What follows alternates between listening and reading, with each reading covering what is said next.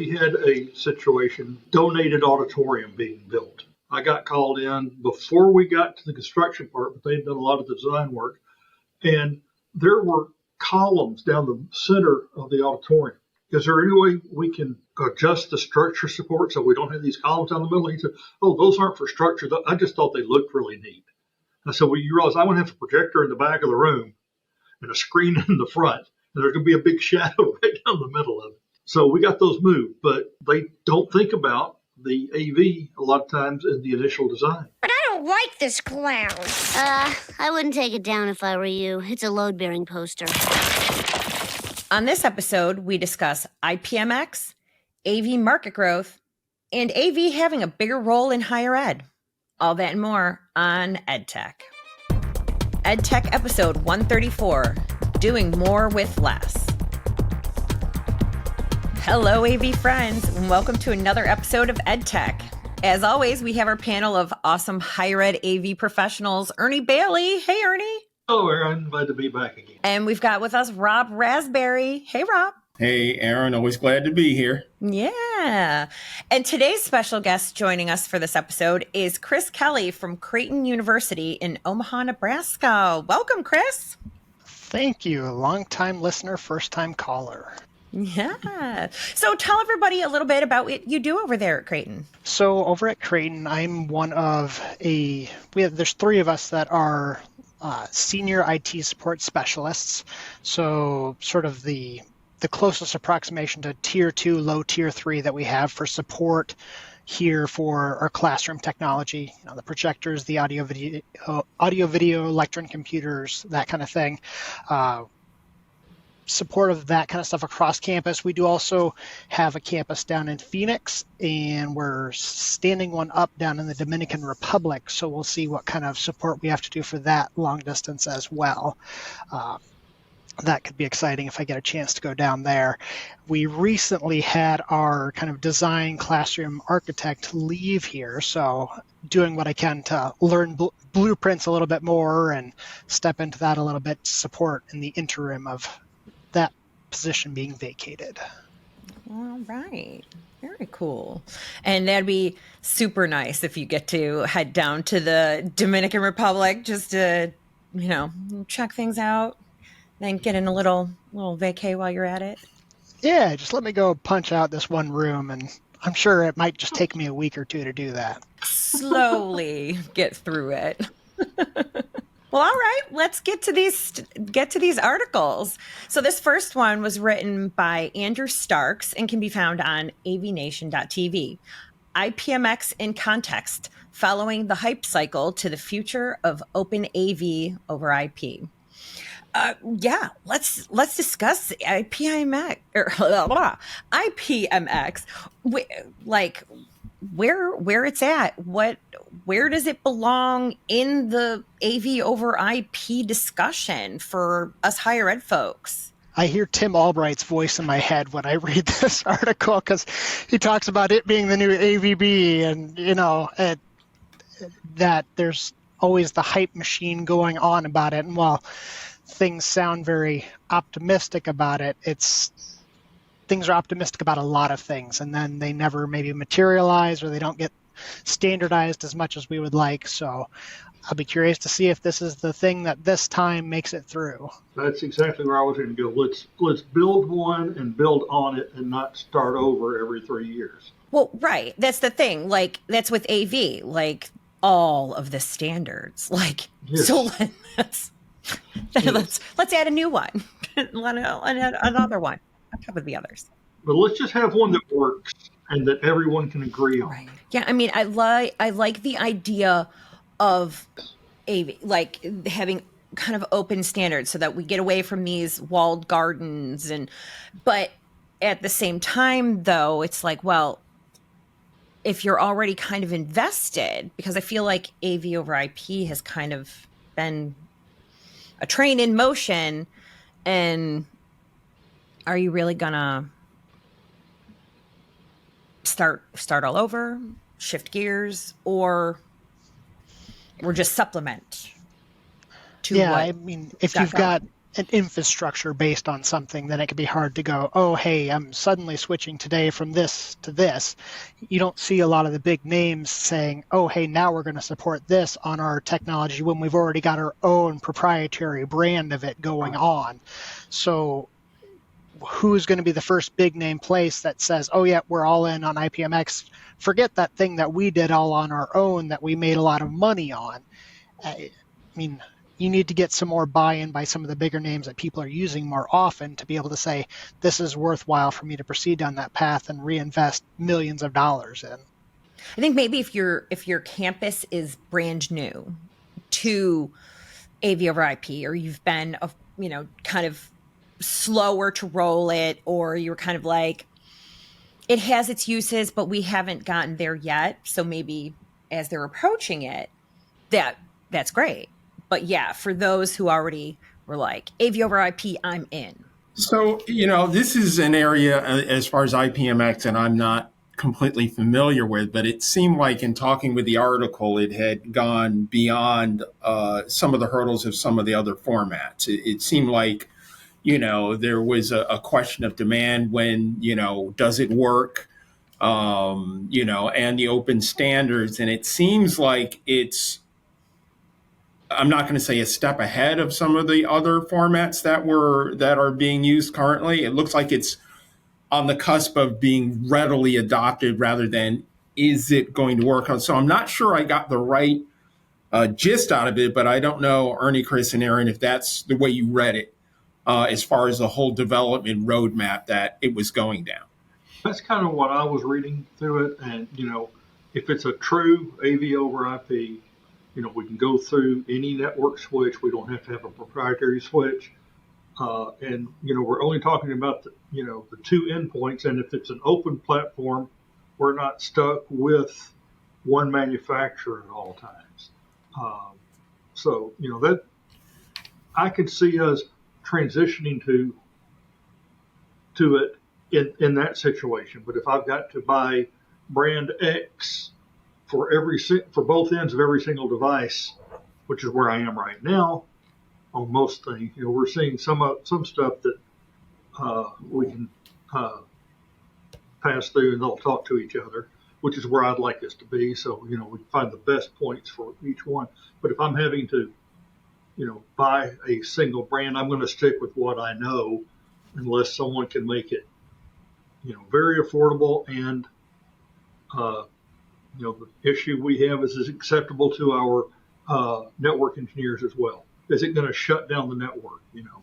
We ran into that with early NVX. We shut down a section of the hospital imaging system. After sitting there with the network engineers, showing them what we were going to put in, gave them about 3 months to look at it and review it while we're waiting for all the components to get here. And they said, oh, this is no big deal. We stream more than this at home. You can't really be using this much. Well, we plugged it in, and 15 seconds later, we got a phone call. What did you just do? Well, what we told you we were going to do when we left your office yesterday. So, I don't want that to happen. I want something, once again, that is acceptable, affordable bandwidth. It plays well with everything else on the network. We get our QoS that we need, but we don't block everything else. We don't have to have a dedicated network all the way across campus just for us. Well, in a lot of things, we try to, in the ideal, because we run on a converged network, we have ideally the 3 VLANs, one for control, one for audio, one for video. With something like this, separating of signals or still having enough NICs, and then are you IPMX on each of those NICs to try and have the signals separated out, or are they going to try and put everything on one line, and then you're going to have clock leader battles and layer 2 flooding that's going to cause everything to crash out on you when you get to the point that you've got a very busy network as opposed to maybe the more limited segments that they've tried with their, the equipment that there's not a lot of equipment with it at this point, but you try and toss it on a university campus where you got a lot of stuff talking, you might be in trouble. I definitely appreciated the format of the article, that they took it from looking at it through the lens of Gartner's hype cycle And yeah, I guess I didn't even realize until I had read this article that IPMX has been around for 5 years already. And maybe just the word hasn't spread enough, or enough education about it to really push it out there more. I don't know.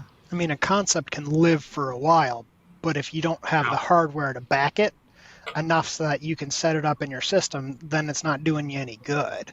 I mean, you can have SMPTE 2110 all day, but without the stuff, it's not doing you anything. So it can be another 5 years until we're actually seeing mass-produced stuff that speaks on it. And that's the issue with the open source, is they're taking a big chance on, will people buy into it? Will they stick to the standard? Will they try to make their own version of it, their own flavor? And, where are we going to go from there? I mean, we've seen that. Well, they start out talking about AVB.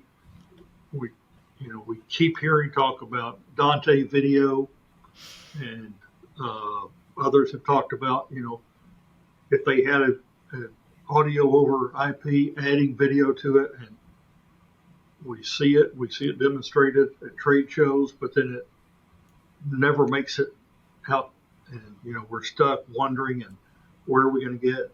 Is it going to work for us? So, if we can come up, with a platform that will work, and that the vendors will support, manufacturers will support, then I'm all for it. But I'm not holding my breath. This next piece comes to us from AV Magazine at avinteractive.com. AV market growth forecast falls from 5.3% to 3.9% a year. Now, those numbers are based on AVIXA and them downgrading their 5-year projection for growth in the AV market. The decrease is due to uncertainty arising from tariffs, geopolitical issues, and high interest rates. But despite that, the AV market is still expected to grow faster than the global GDP by a small margin, but 0.8% a year.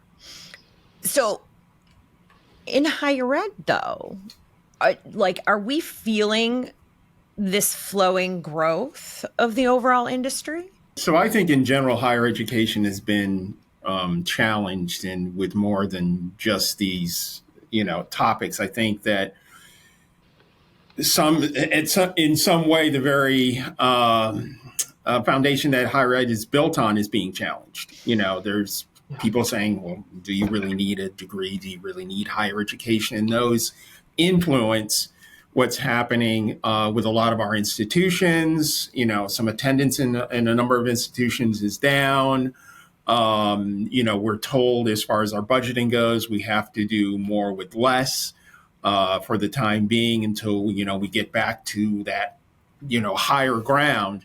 So, and then, of course, in anticipation of tariffs and in anticipation of higher costs of installation, if you're lucky enough to have, gotten the equipment you need before this happened, that's great. But if you get it after, then now your projects cost more, and you have to think about prioritizing, well, maybe where you were able to refresh 4 rooms, now you can only do 3 or 2. So, and obviously things vary by institution to institution. There are some institutions that are doing better than others, but at least from my perspective, and, Aaron, Ernie, and Chris, I don't know what, you've been experiencing. It seems like it's shrunk a little. I don't think it's ever going to go away. But with everything that's been happening as of late, and especially in our country, it, I think, has shrunk that a little bit. I think, I don't know that I'm seeing my budgets shrink, but I'm not getting adjustments for tariffs. And therefore I'm trying to buy as much as I can, as fast as I can, maxing out my storage space as we're trying to refresh rooms. There's talk about budget cuts, but haven't seen any yet. So I'm trying to get orders placed so I can get in We got 6 refreshes we're getting ready to start up here in the next few weeks. Plan on putting out my request for quotes early next week. My lead engineer is enjoying a week of vacation after a great big rollout of multiple rooms and multiple projects at the same time that ended last week. He finished on Thursday evening and headed out of town. Said he'll be back next Friday. So as soon as he gets back, we're going to roll out our request for quotes. We've already got the design work done on the rooms. I had my programmer quit, hired a new programmer started this week. So hopefully we're going to be able to keep going. Like I said, I don't see us getting any budget cuts right now. And, every time we get a quote, if it has the word, tariff on it anywhere, we have to get a secondary letter saying if you order within the next 48 hours, the price will be honored type deal. So, which helps me get things through our procurement things faster if I've got that letter. So Just falsely include that word tariff on everything for the next decade, even after the issue is gone. Oh, it's got a tariff on it. Better get that PO ordered quick. I mean, I think most of us know of people in higher ed that are at universities that have had a reduction in force. Maybe not at our own personal universities, but we know of people that their teams are now shorter. They're working and doing the more with less instead of maybe an ideal less with less. We've been fortunate here. We haven't hit any sort of enrollment cliff here like we were hearing about in a number of other locations. They're working more with the numbers, less that way, more, okay, maybe we look at less trips or we look at less something else. So it's not having an overt effect on things. We are looking at having maybe more spares of some stuff instead of, looking at what's maybe new, what's maybe better, but what can we have as more spares to back stuff up to maybe before our price increases on something. So we've got some more on the shelf to maybe make something last a little bit longer than it otherwise would have. Just seeing what we can do to keep things stable and sort of evaluating our refresh cycle at this point. Right. Yeah. Yeah. I mean, my, I've basically been, no travel, no unnecessary projects or spending. So it's then now we have to get kind of thoughtful about some of the refreshes that we were going to be doing in the summer. Be like, well, what's the priority? What needs to absolutely get done because this is limping on its last leg? What can get by with the Band-Aids? What can we push off another year or in that? So it's kind of like, all right, let's get creative here. What can we do? But I feel like there then are some of those universities that maybe and colleges that are maybe not necessarily as financially pressed as some of the larger ones that have felt like very much attacked, that they are feeling with the number of attendees they're getting, like they're getting less applications, those sorts of things. I think those are maybe the schools that are, even though it's going to cost them up front to get ahead technology wise, that might be their way to then attract more students by using the technology. So those might be might be the kind of instance where there is some growth kind of potential. But a school like Johns Hopkins, they're not going to do that because they're like, well, the number of applications, that's not one of the things that they're the most worried about. They're more worried about the problems with research dollars and that sort of thing, or just the international students bringing in less money in that respect, potentially. But are there areas that you could think of within higher ed technology, that there could be a bit of an upswing. So one of the things I'm thinking of is what we had just discussed, AV over IP. If a school hasn't made that investment yet, that might be where there's still Maybe for schools that aren't as much into the lecture capture, or for some sort of synchronous hybrid, high flex, whatever, that can increase their students without necessarily increasing their seating capacity. And that can allow for some significant additional options.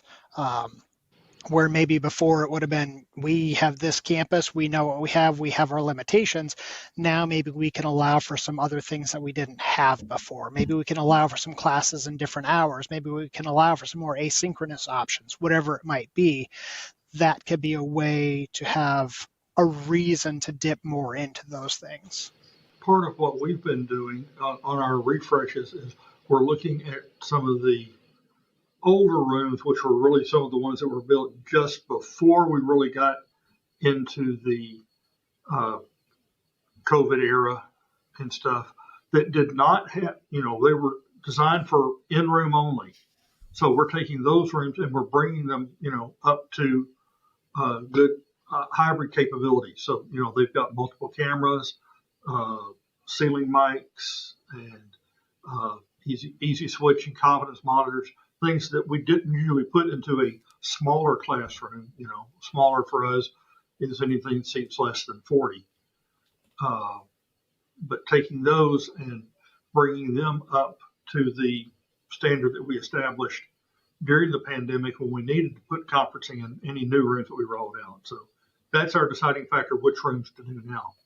So this last one is from Commercial Integrator, written by Gaurav Bradu. How AV teams have become crucial players in higher ed. Well, we all know that. We live it day after day. But how are our AV IT teams playing a bigger role on our campuses these days? So this is interesting. I was really excited about this article. So I was trying to come up with some kind of byword. So we are educators of technology at higher education institutions. We are teachers. We are technically, in a way, professors for the faculty, for the administration, and by allowing them to show them technology and how things work. Faculty can adjust the way that they teach, how they teach in different areas, different colleges, different methods. Do I have to say pedagogy? I said it. I said it. Yes. So, and so with, faculty more adopting the technology, things open up for them and they discover better ways to teach the students. And because we are there, we are the ones that have to support, educate, teach, train all these people on the ways that the rooms work, the technology works. So we are an integral part. You can't just have a teacher or a professor or even an administrator walk into a room with great technology and not know how to use it. And beyond that step, effectively using the technology, not just being able to. So there's different levels of this. So when I saw this this article, I was like, yeah, that's right. We are integral to this. We kind of have been for a while at our campus, strictly because, being a health science campus, the audio and visual portion of the education is integral because you've got to be able to show images.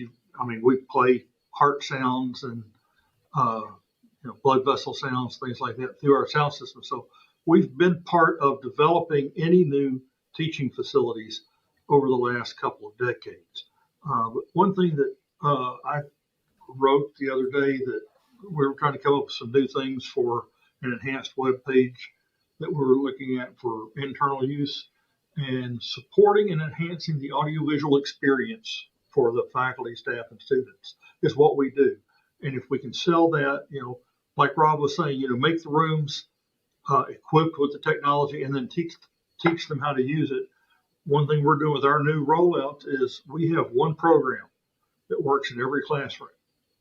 So the touch screen is the same. It doesn't matter, which room you go into. If you've learned to use room A, you can use room Z. If something happens in the room or your schedule got changed, we got to put you somewhere else. You don't have to relearn it.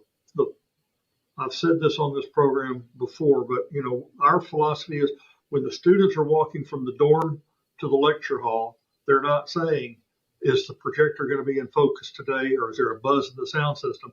They're saying, I didn't understand what I was supposed to read last night. I need to remember to ask a question.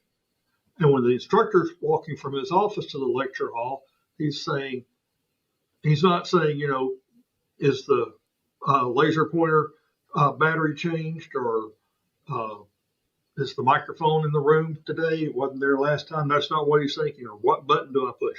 He's thinking, this is what I need to teach. Once again, we're a health science school. I tell my staff that, think about this. In 20 years, you're going to be in a hospital room, and the person's going to be taking care of you is one of these students that was in here. Do you want them to have missed that one lecture they needed for what's wrong with you today? So we want to make sure the lectures happen and the information is able to get to the students. And by having that philosophy and making sure the faculty and the administration know that that's our philosophy, gives us the opportunity to lead in the design of the teaching facilities. I mean, particularly from a med school perspective, that's where a lot of we have people that it can be a struggle to get to campus to present to the students. A lot of doctors that aren't going to get that kind of time away from where they're practicing. We can bring a whole lot of people in real easily by having a system that can put it up on a projector, that they can have a nice interactive experience even though they're not in the room with that doctor somewhere else. Students that are overdoing, the M2, the M3 over at a hospital that are not wanting to bounce over to campus for classes that day, but can come and join in and still feel like they're part of that room. And then we've got a lot of classes that are synchronous between here and Phoenix at some of our medical stuff down there. And to make it so that they all feel like they are part of one classroom and not, oh, I've had my hand up for the last half hour, but the instructor hasn't been able to notice me. It's good AV that makes that possible. Otherwise, you just feel like you're a second-class citizen. I'm glad that this article also talked about accessibility, and that's a part that's kind of personal to my heart. And there's a lot of things that we all need to do better with accessibility, admittedly, but the AV realm is responsible for a lot of that, making people, not have to out themselves if they're wanting to listen to some kind of audio assistance kind of thing, having different options for that asynchronous recording, so someone who maybe couldn't make it to class that day is still able to feel like they were part of that classroom. Having different parts of your system that's maybe able to accommodate different things with minimal impact so that every student feels like they're on a fairly equitable stance, at least as much as possible. Again, we all need to do better, but that's another one of those places that we are trying to make a better future for people. And it's amazing that our departments are becoming very central to a lot of like renovation projects and stuff like that, because they're starting to realize that the facilities team, they'll talk with the contractors and the construction teams and everybody and stuff like that. But really it's what we're doing that is going to determine where the power goes, where the network goes, where all of these things are. And we have to be involved on that ground level, helping build these spaces out right from the very beginning, as opposed to coming in after the fact and going, none of this is going to work. Hopefully we're in from the ground in the beginning. Right. Yeah. It's a slow learn, but getting there. We're getting there. Yeah, we had a situation, it's been a number of years now, but we had a donated auditorium being built. Okay, it was all pre-funded, everything, and the donor had selected the architect. Well, I got called in before we got to the construction part, but they'd done a lot of design work, and there were columns down the center of the auditorium. And it was not that large of a building. So I said, is there any way we can adjust the structure support so we don't have these columns down the middle? He said, oh, those aren't for structure. I just thought they looked really neat. I said, well, you realize I want to have a projector in the back of the room and a screen in the front, and there's going to be a big shadow right down the middle of it. So we got those moved. But, that's something, they don't think about the AV a lot of times in the initial design. They just wanted something unique. It was going to be very unique. Right here, like, well, I hope they didn't put seats like behind those columns. There probably would have been. We got the columns removed. Like I said, they were just cosmetic, but That would have been an awesome experience. Those are the cheap seats, the That's right. obstructed view. Yes. Well, all right, everybody. This has been a fantastic episode, and thank you so much, Chris, for joining us.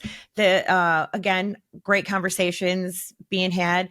So, Chris, if someone wants to reach out to you after this episode airs, where can they get in touch with you?